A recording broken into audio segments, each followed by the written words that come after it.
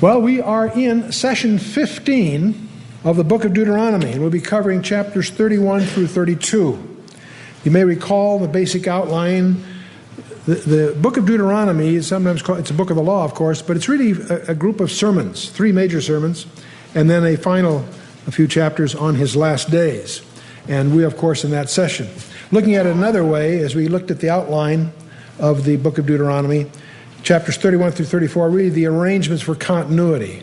We've dealt with God's love for his people, the obligations of that people, the alternatives for God-related people. Now we're really going to we're coming to the end, the chapters 31 through 34. And so chapter 31, passing the baton.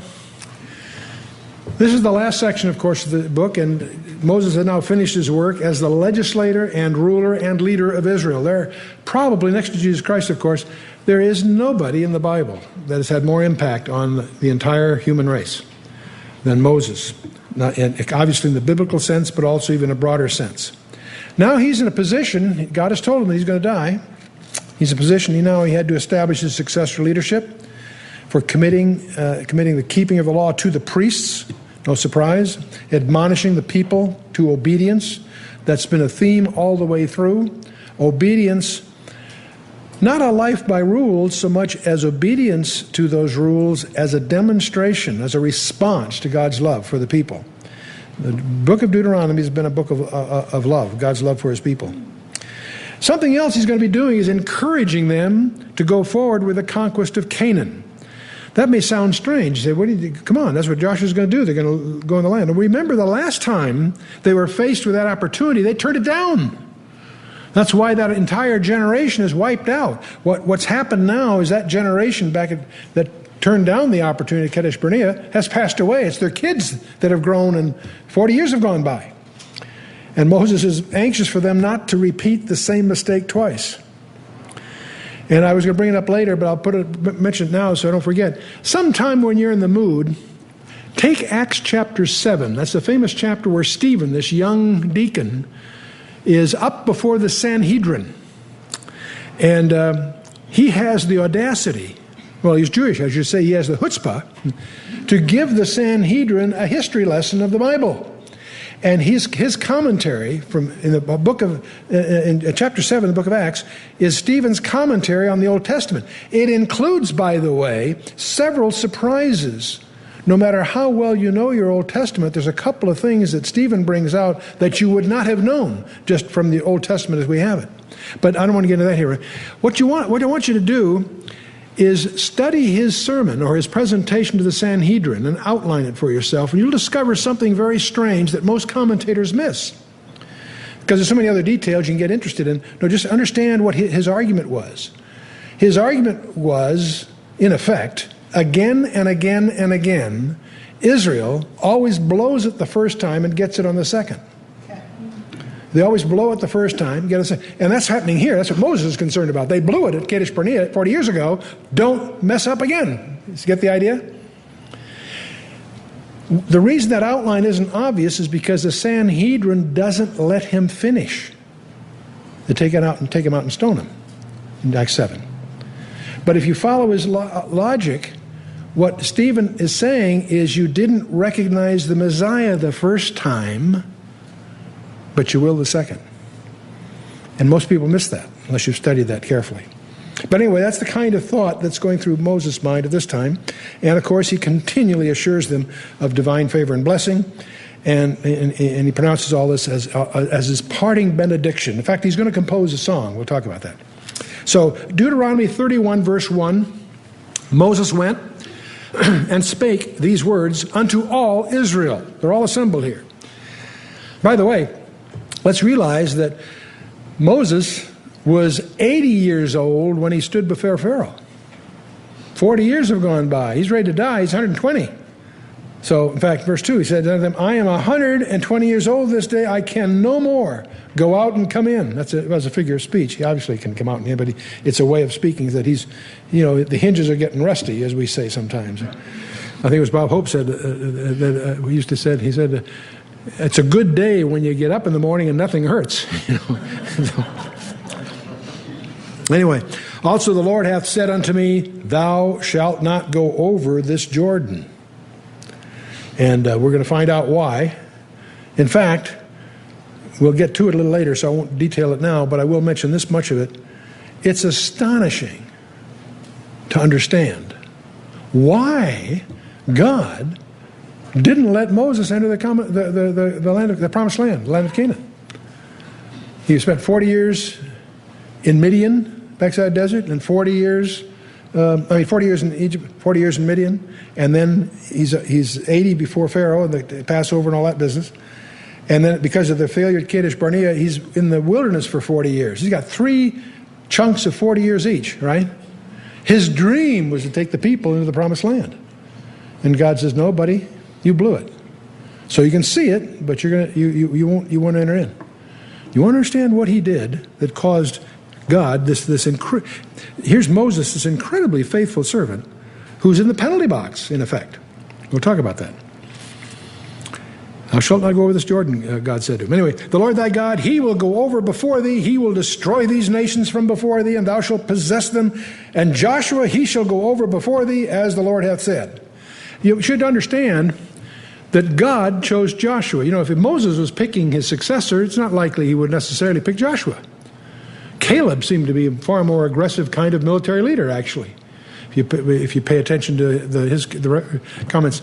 Or he might have picked one of his own family. No, God picked Joshua, and he did well. He did well. But it's clear that Joshua is installed, and it's clear that Moses really endorses that. Verse 4: And the Lord shall do unto them, that is, these nations, they're going to, as he did to Sihon and Og, the kings of the Amorites, and unto the land of them whom he destroyed. You may recall they have had some battles already on the east side of the Jordan.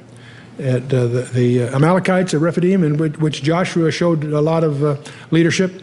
But then also the 2 kings, Sihon and Og. We talked about that before several times during the study of Deuteronomy. Kings of the Amorites. And one of the things, again, I'll alert you to as you study your Bible, find out what you can about Og, the king of Bashan. He's mentioned here and there, and he's always called the king of the what? Anyone? Giants. The king of the giants. It's another reference to Nephilim or Rephaim, if you will. We're going to discover this term Bashan refers to what we call the Golan Heights, and it's a great place for cattle raising. But because it's a great place for cattle raising, I think we as commentators often miss something spookier about the allusion to Bashan. It's the region that was characterized by the Rephaim, the walking dead, these hybrids that were post-flood Nephilim.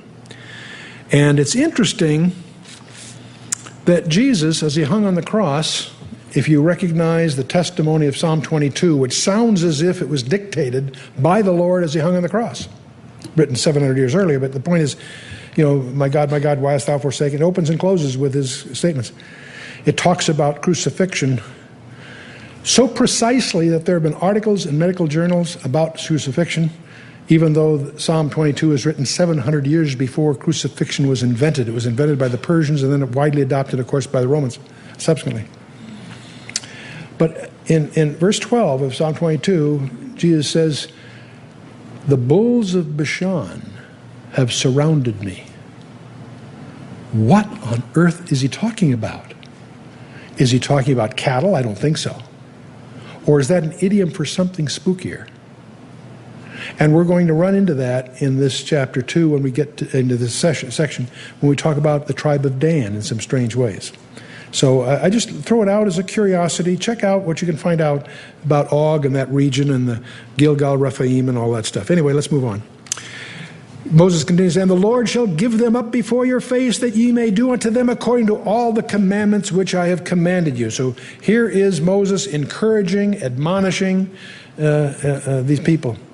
He says, in verse 6, be strong and of good courage. Fear not, nor be afraid of them. For the Lord thy God, he it is that doth go with thee, and he will not fail thee, nor forsake thee.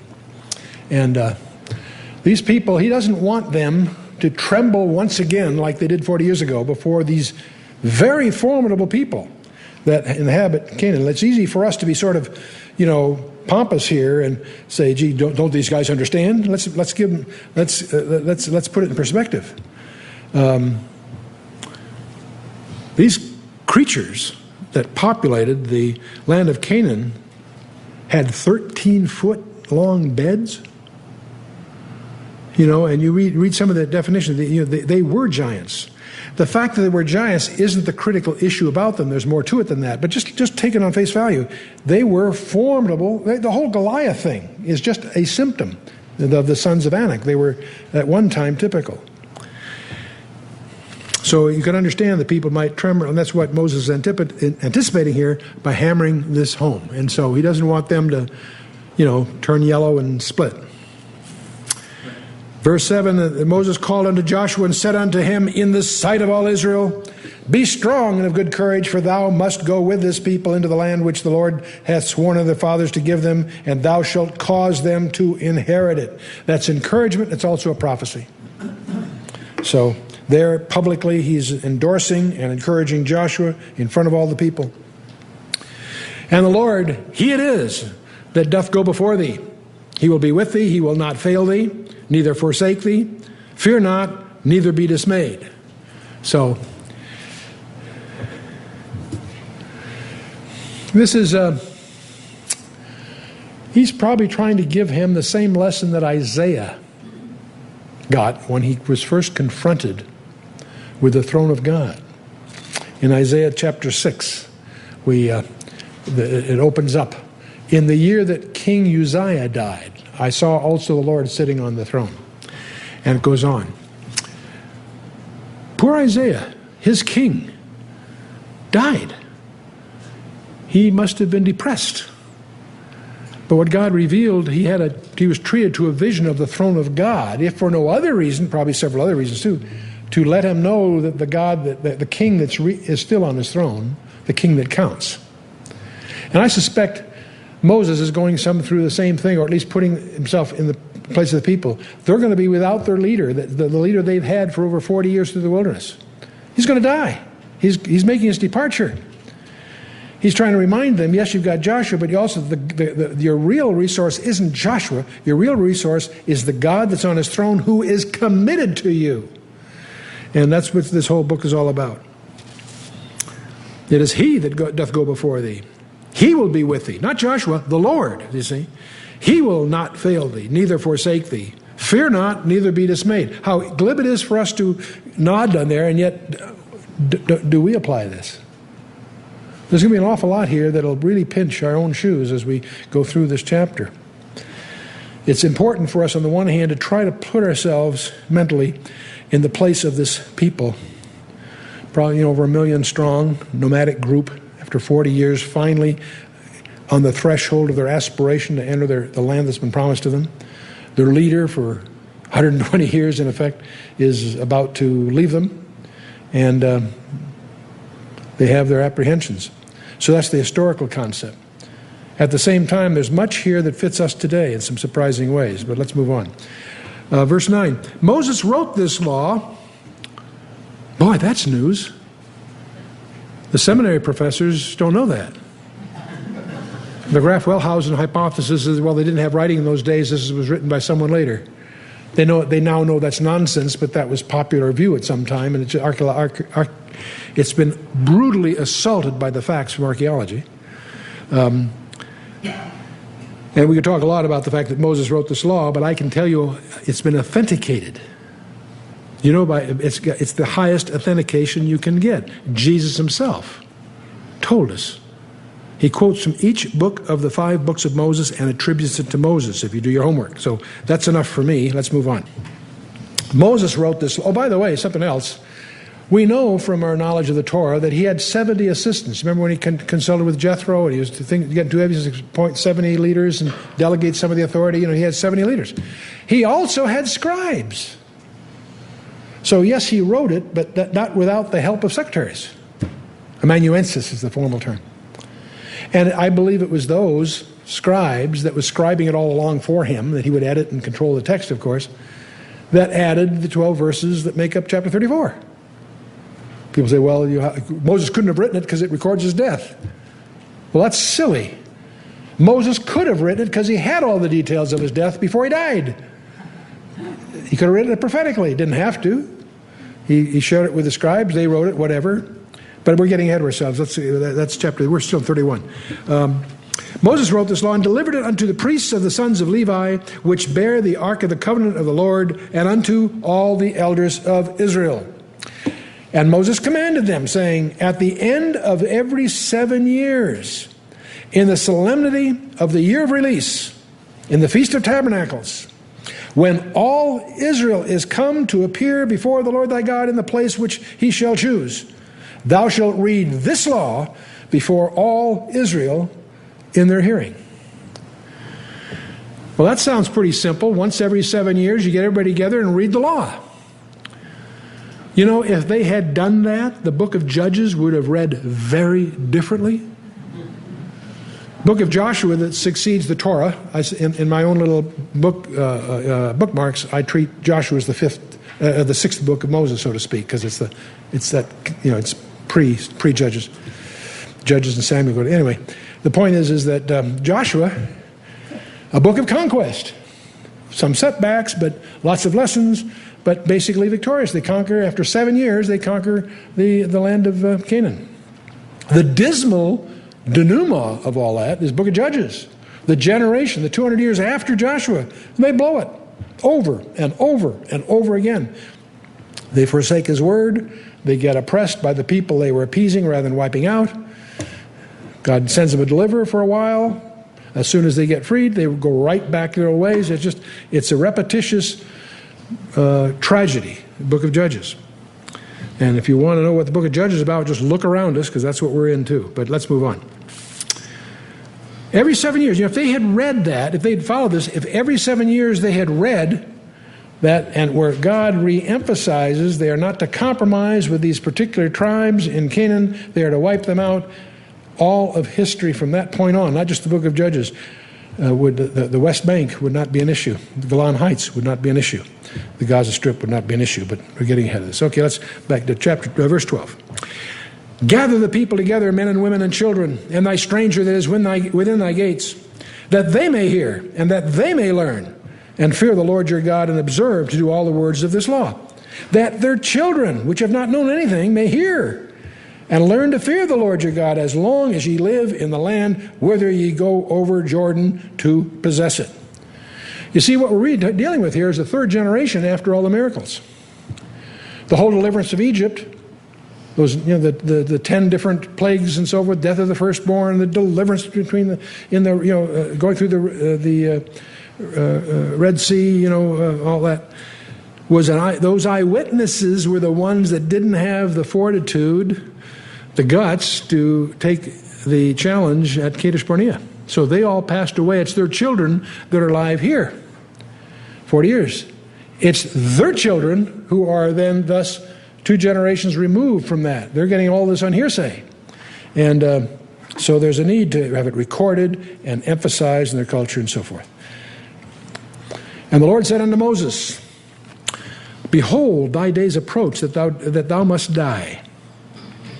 Now this is, you see, Moses made reference to this earlier. Now he's detailing what actually happened there. Okay.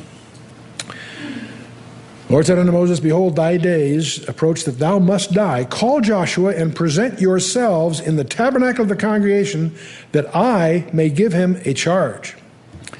And Moses and Joshua went and presented themselves in the tabernacle of the congregation. Get this. And the Lord appeared in the tabernacle in a pillar of a cloud. And the pillar of the cloud stood over the door of the tabernacle. That's got to be impressive. That's got to be impressive. We read so much about what's going on in that period. We take this sort of for granted, but there may be a lot of these kids especially seeing something like this for the first time. That this isn't just a heritage, this just isn't a national myth we're following. Here is a manifestation of God's presence and his authority before their very eyes. And the Lord said unto Moses, behold, thou shalt sleep with thy fathers, and this people will rise up and go a-whoring after the gods of the strangers of the land, whither they go to be among them, and will forsake me, and break my covenant which I have made with them.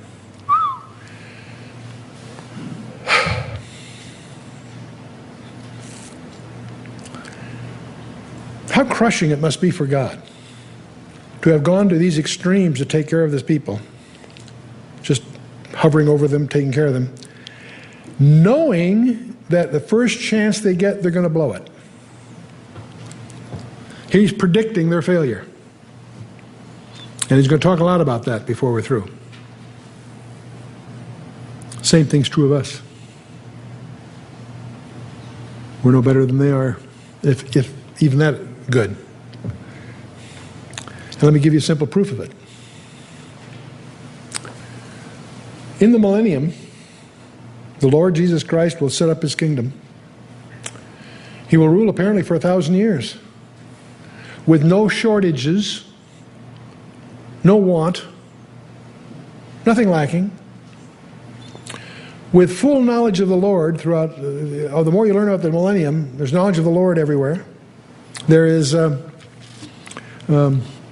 perfect justice. There's no inequities. And after 1,000 years of this ideal environment, Satan is, oh, by the way, and Satan's not a factor. He is bound. People say we're in the millennium now. I love the way Chuck Smith's rebuttal of that idea. If we're in the millennium, then his chain is too long. No, Satan is out of the picture for 1,000 years. And everything's perfect. And guess what? As soon as Satan is loosed, man still joins a rebellion against God, and at the end. It's some sobering lessons there. See, but for the grace and love of God, we're all condemned. Because it's our nature to be at enmity with God, to use Paul's expression. And here, in Deuteronomy 31, God is predicting that this people will rise up and go whoring after the gods of the strangers of the land, whither they go to be among them. And they will forsake me and break my covenant which I've made with them. He knows that. But God loves us so much, he's provided a remedy. But that's a further part of the story. Let's go to verse 17. God says, then my anger shall be kindled against them in that day, and I will forsake them, and I'll hide my face from them, and they shall be devoured, and many evils and trouble shall befall them, so that they will say in that day, are not these evils come upon us because our God is not among us?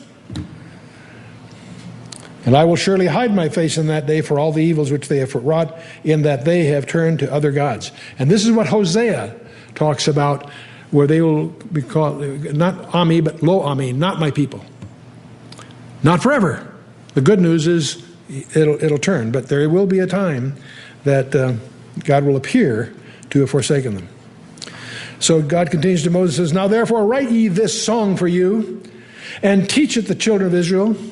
Put it in their mouths, that this song may be a witness for me against the children of Israel. For when I shall have brought them into the land which I swear unto their fathers, that floweth with milk and honey, and they shall have eaten and filled themselves and waxen fat, then will they turn unto other gods and serve them and provoke me and break my covenant. That's amplifying what he just said.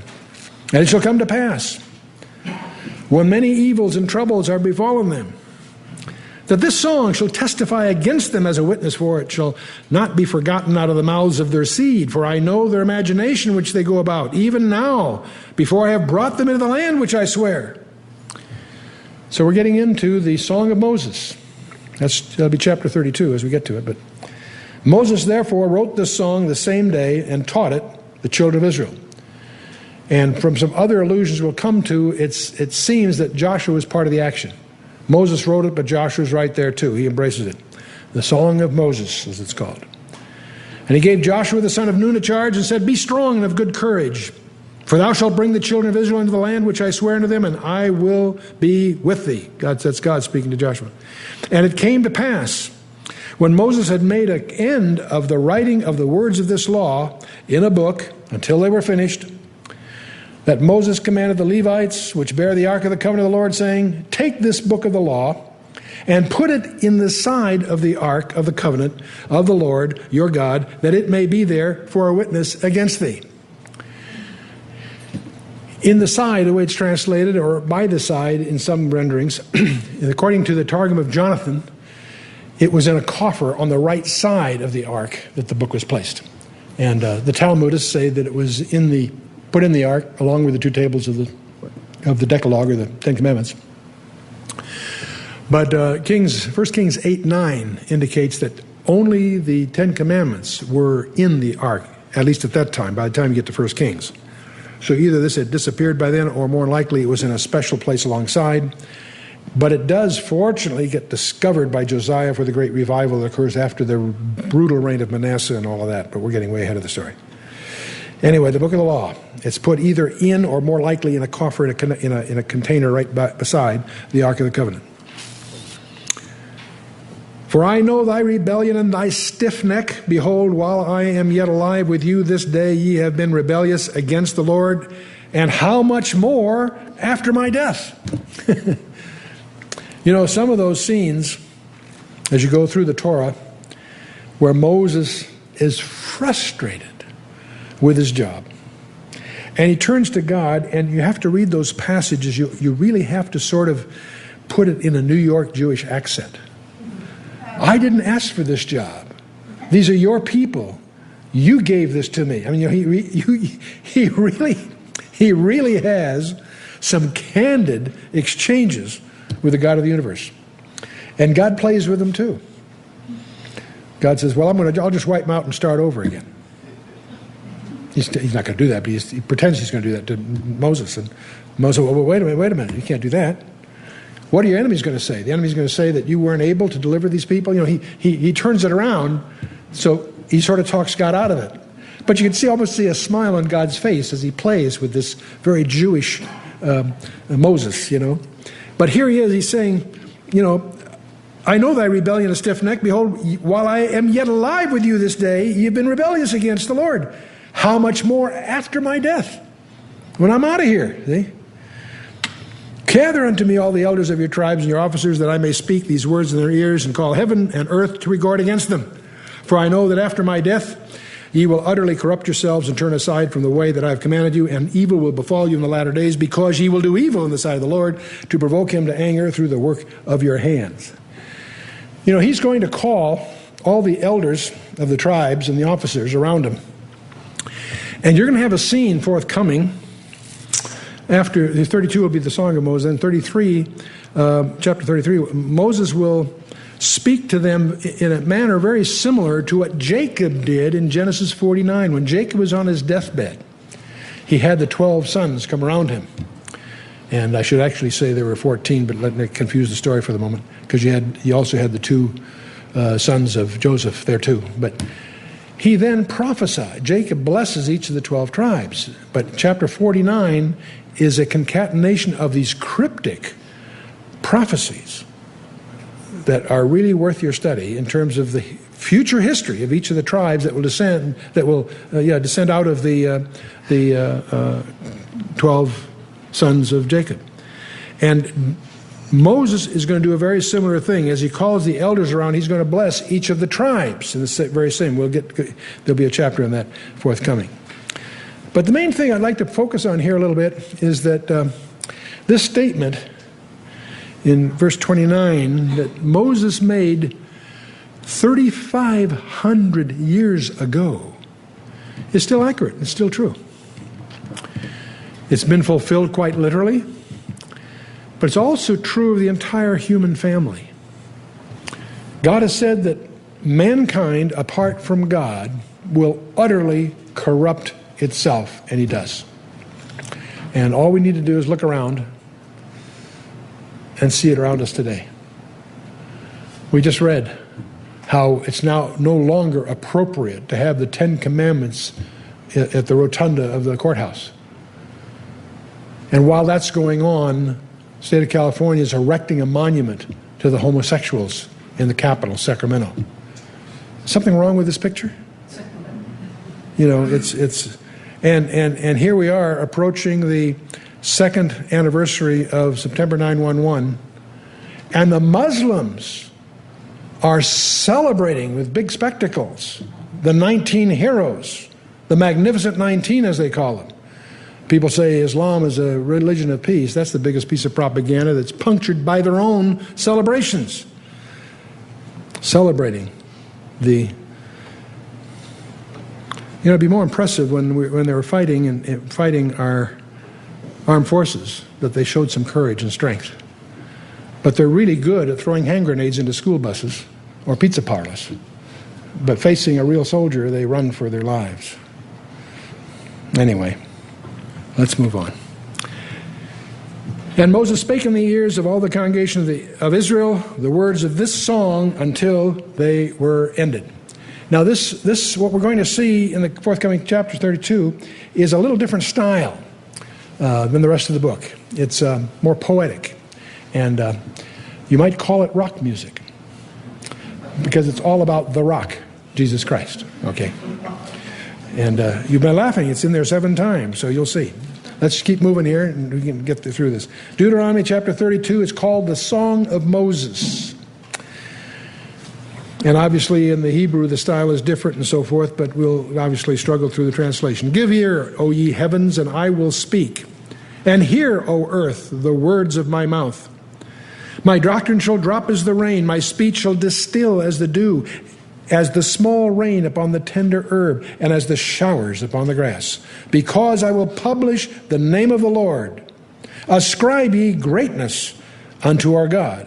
So that's the way it opens. He is the rock. His work is perfect, for all his ways are judgment. A God of truth and without iniquity. Just and right is he. They have corrupted themselves. Their spot is not the spot of his children. They are a perverse and crooked generation. Do ye thus requite the Lord, O foolish people and unwise? Is not he thy father that hath bought thee? Hath he not made thee and established thee? And now, I'll just pause here for a little bit. You know, it's interesting how you can take certain words and just get a Bible dictionary or a Bible handbook and follow this thread through, a concordance. The rock is a symbol. It's repeatedly in the Song of Moses. I think there's at least 7 times it shows up there. And through 2 Samuel, Psalm 18, 71, Yahweh is my rock and my fortress. 2 Samuel 22, and God, the rock of my salvation. Psalm 94, my God, the rock of my refuge, the rock of my strength, in Isaiah. Lead me to the rock that is higher than high. We always sing that out of Psalm 61. And he shall be for a sanctuary, but for a stone of stumbling and a rock of offense. That's a quote out of Isaiah 8:14.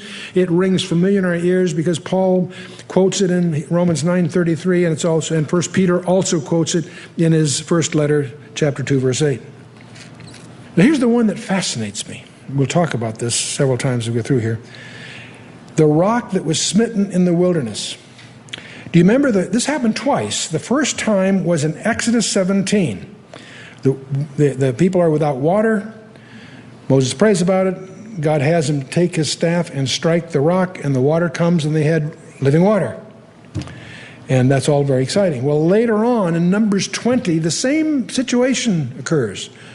The people they're dry, they're thirsty, they need water.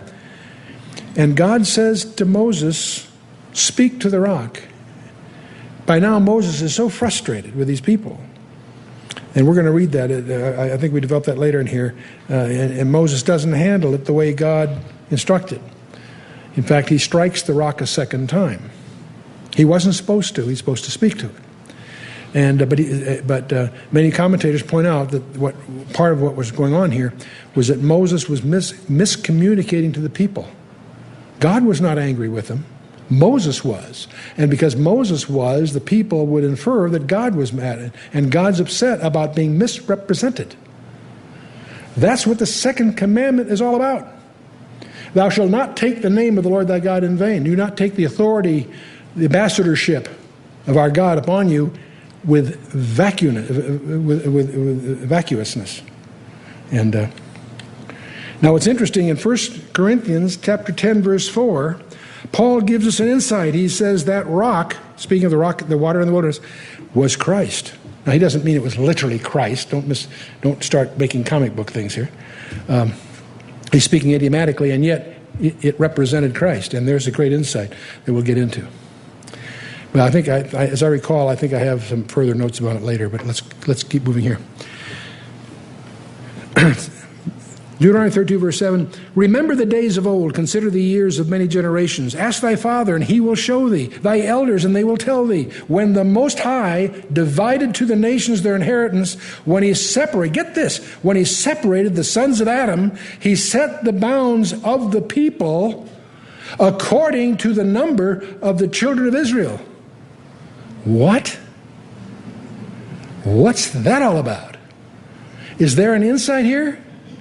I used to run into this when I was a teenager, first getting interested in the Bible. I used to run into some of these weird notions, and I was intrigued, but I set them aside as sort of a little strange, and I began to realize that, go on, no, those aren't the inferences of some kook. They are biblical. When the Most High divided to the nations, he's talking about the Gentiles, to the nations their inheritance, when he separated the sons of Adam, this should echo Genesis 10, Table of Nations, right? He set the bounds of the people according to what? The number of the children of Israel? Wow. The Lord's portion is his people, Jacob's allotted his inheritance. Now, there is something you'll encounter that's a little puzzling. You know, you may recall, when you get to Genesis 10, you have this list of all the descendants of Noah, Ham, Shem, and Japheth, and then all their descendants are listed.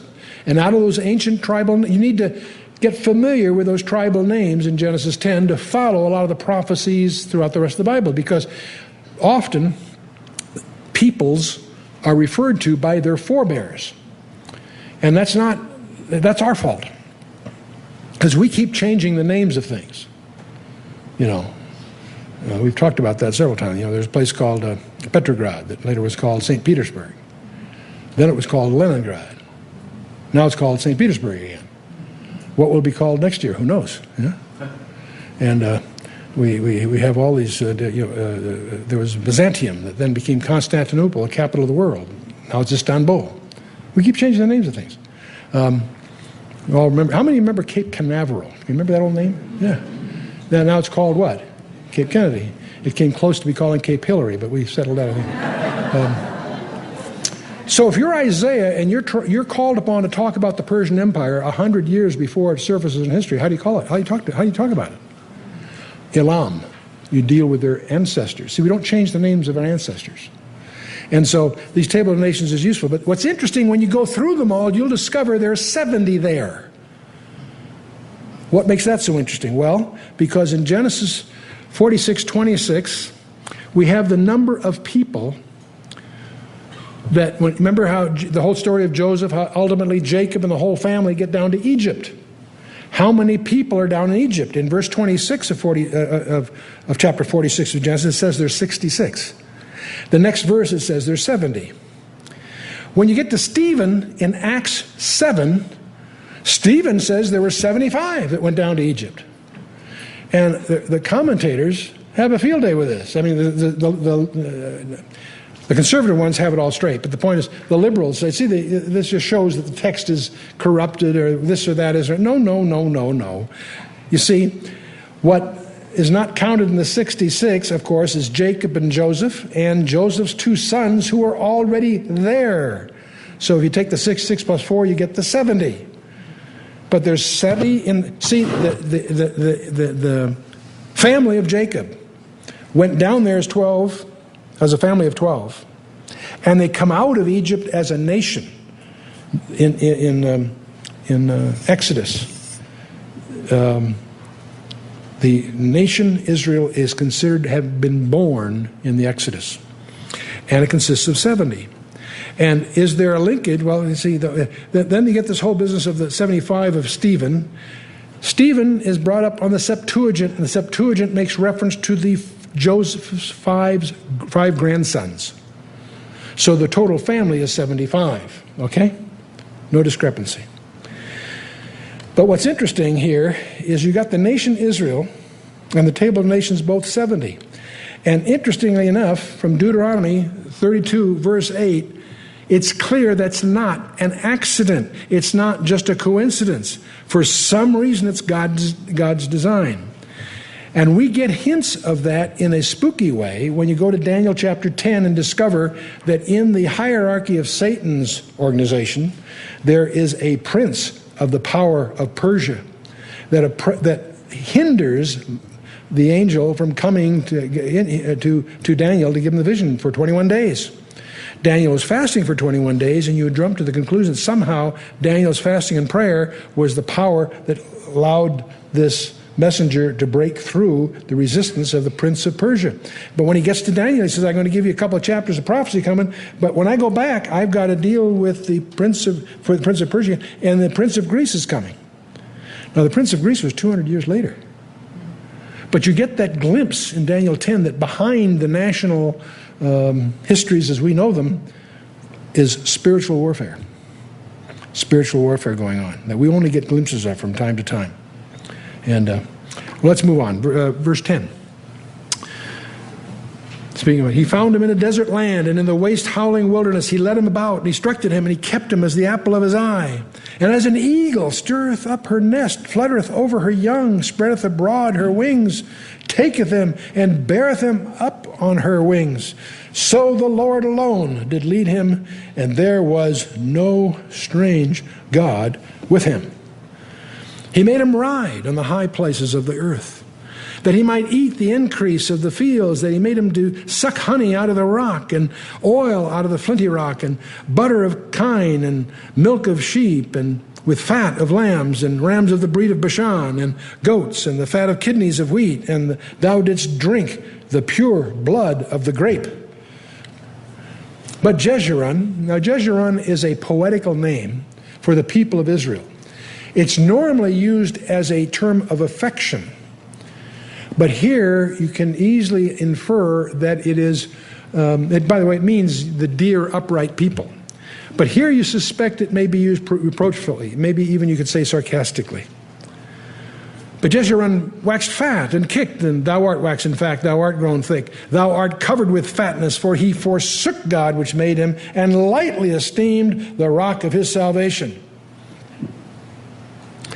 You know, I'm always torn as I go through this, because on the one hand, you could spend some energies trying to create the historical context of all this going on, and that's constructive. But I keep, as I stumble on verse 15, it brings me to the reality, this is us. This is the body of Christ in the United States. We've waxed fat and kicked. We've grown thick. Thou art covered with fatness. Now, I'm not speaking of diets here. I'm speaking of just our self-indulgence. Then he forsook the God which made him. We have a national culture that's based on the premise that a creator wasn't necessary. It all happened by randomness. You've got to be kidding. That's the most insulting alternative to God you can imagine. And lightly esteemed the rock of his salvation. Boy. They provoked him to jealousy with strange gods, and abominations provoked they him to anger. They sacrificed unto devils, not to God, to gods whom they knew not, to new gods that came newly up, whom your fathers feared not. Of the rock that begot thee, thou art unmindful, and hast forgotten God that formed thee. And when the Lord saw it, he abhorred them because of the provoking of his sons and of his daughters. Boy, boy, boy. And he said, I will hide my face from them. I will see what their end shall be, for they are a very froward generation, children in whom is no faith. Boy, boy, boy. They have moved me to jealousy with that which is not God. They have provoked me to anger with their vanities, and I will move them to jealousy with those which are not a people. And I will provoke them to anger with a foolish nation. For a fire is kindled in mine anger, and shall burn into the lowest hell, and shall consume the earth with her increase, and set on fire the foundations of the mountains. I will heap mischiefs upon them. I will spend mine arrows upon them.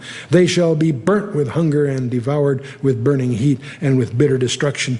And I will also send the teeth of beasts upon them with the poison of serpents of the dust. Whew. The sword without and the terror within shall destroy both the young man and the virgin, the suckling, also with the man of gray hairs. I said I would scatter them into corners. I would make them remembrance of them to cease from among men. See, Israel for a while will be removed from God's kingdom, is what he's saying. A no people. This is echoes Hosea chapter 1 and chapter 2. The lo ami, if you will. And but his redemptive revelation will increase. He will reveal that there will be a time that they will be returned. And Paul interprets this as the fulfilling of the coming of the Gentiles, as well as the Jews, to the end of the new covenant. He quotes this in Romans chapter 9, verses 25 and 26. Paul also gives a turn to this idea, that the idea of Israel's jealousy in the favor that God has shown to the Gentiles, in effect.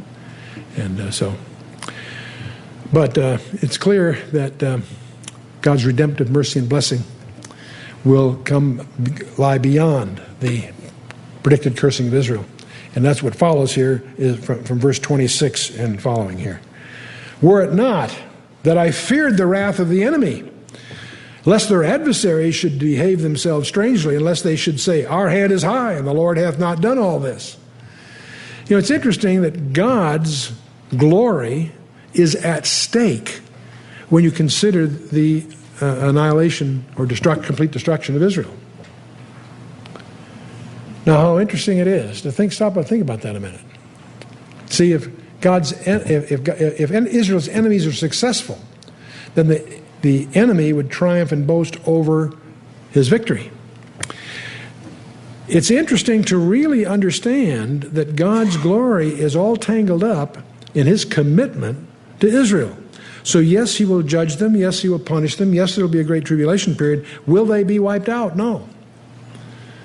They can't be. The glory of God is inextricably linked to their survival. People often, and I have to admit, sometimes you read the news, and as you really start looking at what's going on, you wonder, gee, is Israel going to survive all this? And then you have to stop back. Wait a minute. He that keepeth Israel will neither slumber nor sleep, the psalmist tells us. But God is frustrated with them. If he's frustrated with them, how can you imagine how he must be with us? Verse 28, for they are a nation void of counsel, neither is there any understanding in them. Oh, that they were wise, that they understood this, that they would consider their latter end. You can hear God's frustration in these words. How should one chase 1,000 and two put 10,000 to flight, except their rock had sold them and the Lord had shut them up? For their rock is not as our rock, even as our enemies themselves being judges. For their vine is of the vine of Sodom, and their fields of Gomorrah. Their grapes are grapes of gall, and their clusters are bitter. Their wine is the poison of dragons, and the cruel venom of asps. Is not this laid up in store with me, and sealed up among my treasures? To me belongeth vengeance and recompense. Their foot shall slide in due time, for the day of their calamity is at hand, and the things that shall come upon them make haste. Now, this may sound, verse 35 here may sound familiar to you, and that's because it's quoted in Romans 12:19 and Hebrews 10:30. Vengeance is mine, saith the Lord. And that quote twice in the New Testament comes from verse 35 here in Deuteronomy 32. To me belongeth vengeance and recompense. For the Lord shall judge his people and repent himself for his servants when he seeth that their power is gone and there is none shut up or left. And he shall say, where are their gods, their rock in whom they trusted, which did eat of the fat of their sacrifices and drank the wine of their drink of offerings? Let them rise up and help you and be your protection. See now that I, even I, am he. And there is no God with me. I kill and I make alive. I wound and I heal. Neither is there any that can deliver out of my hand. Whew. For I lift up my hand to heaven and say, I live forever. And if I whet my glittering sword and mine hand take hold on judgment, I will render vengeance to mine enemies and will reward them that hate me. I will make mine arrows drunk with blood, and my sword shall devour flesh, and that with the blood of the slain and of the captives from the beginning of revenges upon the enemy. Rejoice, O ye nations, with his people, for he will avenge the blood of his servants and will render vengeance to his adversaries and will be merciful unto his land and to his people. And Moses came and spake all the words of this song in the ears of the people, he and Hoshea, son of Nun. Hoshea is just another rendering of Joshua, Yehoshua. And so it is significant that Joshua was associated with Moses in the proclaiming of the song to Israel. And because it's another way of the transfer of leadership. But there's a passion here and a judgment and a prophecy that warrants our attention.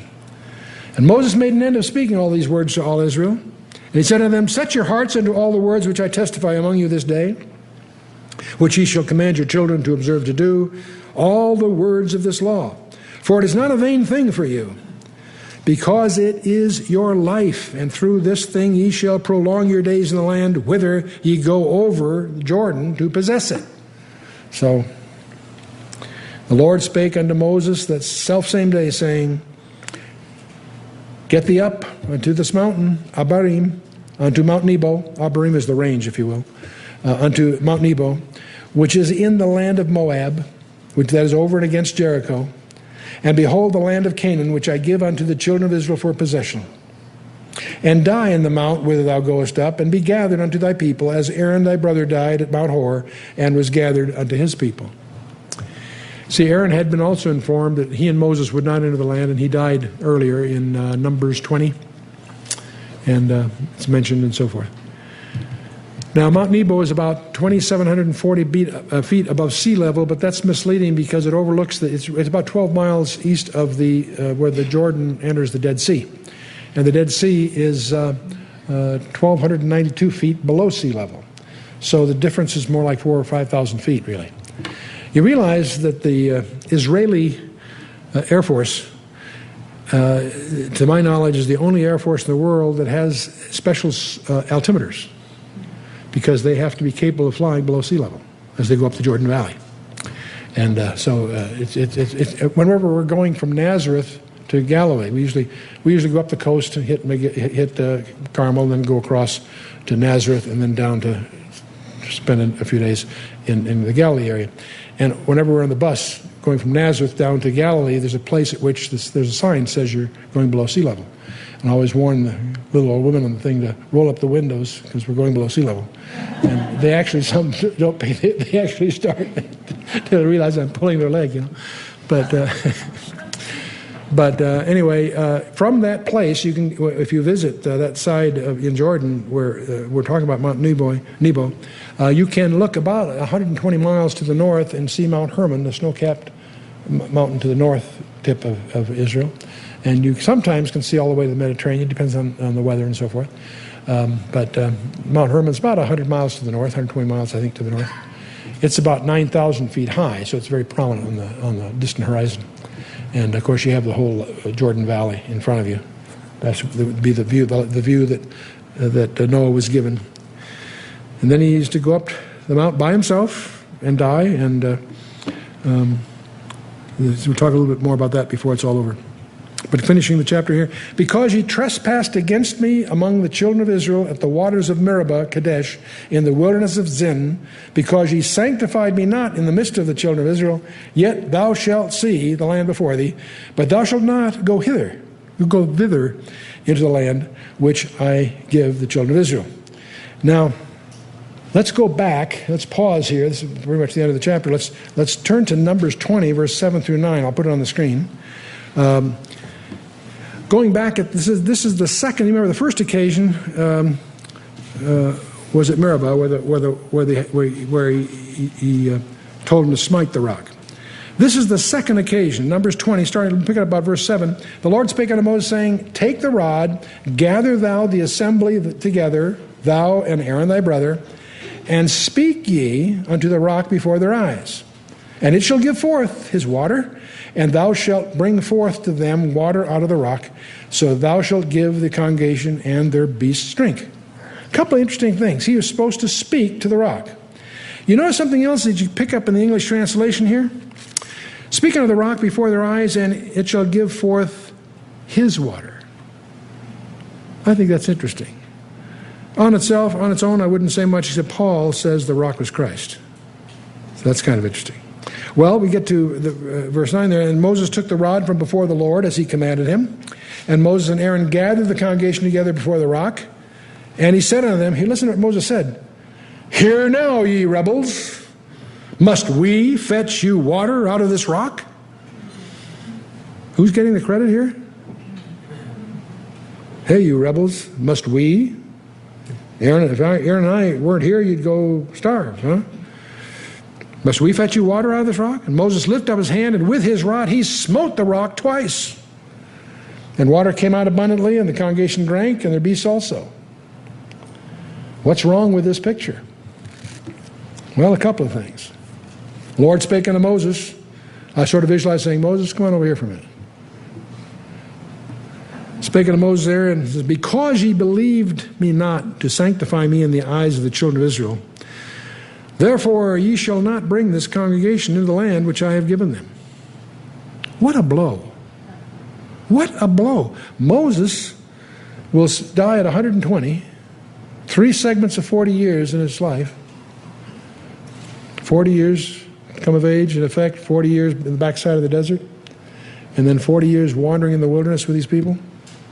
His dream is to enter the land of their own. Nope, not going to happen. Now, it's interesting. If Moses had followed God's instruction, 2 things would have been true. One very real one is that he would have given a different impression. God was not mad at them. He would have spoken to the rock, the water would have come, and give God the glory. He's providing the water. But there's another more subtle thing here that I think is kind of interesting. If you recognize Paul's identity, which is mentioned several times in Scripture, that the rock represents Christ, it's interesting to realize that if Moses had done it properly, the rock would have been smitten the first time, but not the second. It would model the 2 advents of Christ. He was smitten once and for all. Not by smiting it again, it breaks the model, it breaks the idiom, if you will. Now this gives you an interesting echo when you go to Luke 4 and you recall how Jesus read from the book of Isaiah as his mandate for the ministry. And in the synagogue of Nazareth, he opens the scroll of Isaiah to that place we call chapter 61. And he reads from verses 1 and 2, but he does it, and then he closes it, and he says, This day is this scripture fulfilled in your ears. When you look carefully at what he read as quoted in Luke 4 and compare it to Isaiah 61, verse 1 and 2, you discover something strange, that Christ, you recognize, even in the different translations, you recognize the passage, but he stops at a comma. And when he gets that comma, he closes the book and says, This day is that scripture fulfilled in your ears. We say, gee, what came after the comma? Because he's going to preach healing and goodwill and so forth. He stops at the comma, and the day of vengeance of our God. That comma has lasted 2,000 years. It's a comma between his first and his second comings. And he was smitten in the first one. He will do the smiting in the second one. And Isaiah 63 dramatizes his warfare when he returns. His clothes are splattered with blood. Not his blood, the blood of his enemies. Isaiah 63, read it through. So it's interesting that Moses' action here has 2 aspects. It was inappropriate witness to the people, and that's very important. It also, I believe, broke a model that God was intending to hide there for our learning. And so ends session 15.